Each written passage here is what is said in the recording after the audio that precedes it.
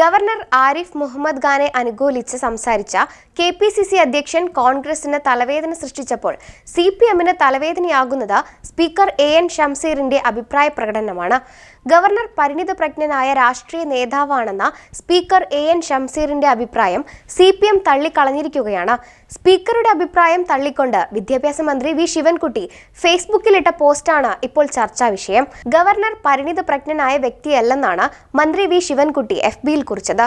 ഭരണഘടനാ പദവിയിലുള്ള ഒരാളിൽ നിന്നുണ്ടാകേണ്ട പരാമർശങ്ങളാണോ ഗവർണറിൽ നിന്നും ഉണ്ടാകുന്നത്?